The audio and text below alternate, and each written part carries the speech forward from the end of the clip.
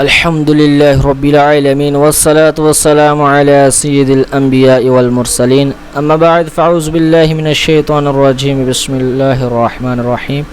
آج انشاءاللہ سبق نمبر 4 کا آغاز کریں گے، اور اگر آپ اس چینل پر نیو ہیں تو سبق نمبر 4 کو پڑھنے سے پہلے سبق نمبر 1 اور 2 اور 3 کو پڑھ لیجئے۔ ان ویڈیو کا لنک میں اس ویڈیو کے ڈسکرپشن میں دے دوں گا تاکہ آپ اچھے طریقے سے اور آسانی کے ساتھ قرآن پاک کو پڑھنا سیکھ سکتے ہیں۔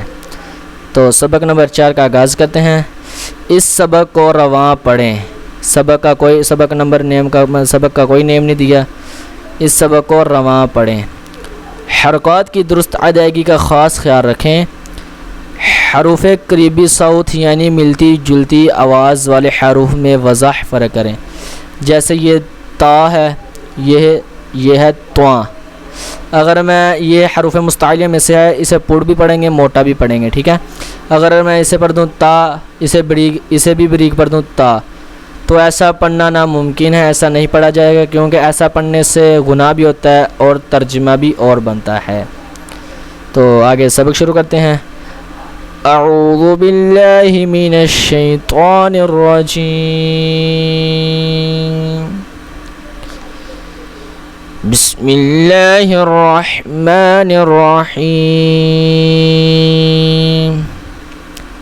یہ جیسے ہم نے لیسن نمبر 3 کو پڑھا نا، اس میں بھی کوئی مشکل نہیں ہے، اسے صرف اس کو پڑھنا ہے، رواں پڑھنا ہے۔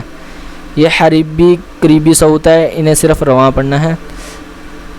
تا، تی، تو، تواں، تویں، توں، زا، زی، زو، ذا، ذی، ذو، ظا، ظی، ظو، ثا، ثی، ثو،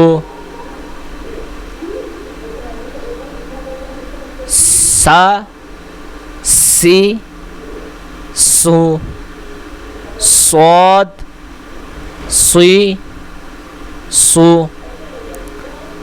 دا، دی، دو، دوا، دوی، دو، کا، کی، کو، قاف، یہ قلقلہ ہے، قاف کو پور پڑھنا ہے، یہ اسے بریک پڑھنا ہے، اس کو پور پڑھنا ہے۔ قا، قی، قو، ہ، ہی، ہو، ح، حلق سے آواز نکالنی ہے، ح، ہی، ہو،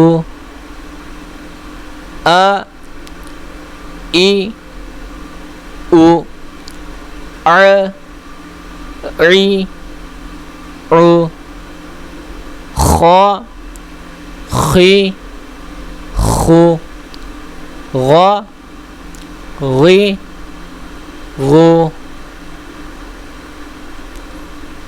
با، بی، بو، ما، می، مو، فا، وا، وی، وو، فا، فی، فو،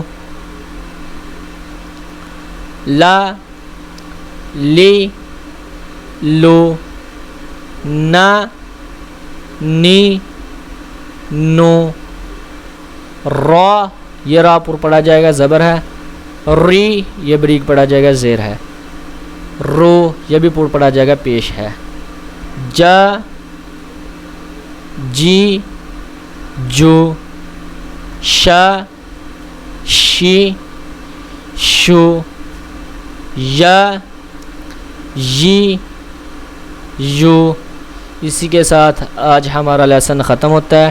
انشاءاللہ لیسن نمبر 5 کو کل پڑھیں گے، اور اس سبق کی بار بار پریکٹس کریں تاکہ آپ کو قرآن اچھے سے اچھے انداز میں پڑھنا آ جائے اور اگر مقصد یہ نہیں ہوتا کہ قرآن پاک کو صرف اچھے انداز میں سیکھنا ہے، اگر آپ اچھے انداز میں سیکھیں گے انشاءاللہ کل کسی کو پڑھانے والے بھی بنیں گے۔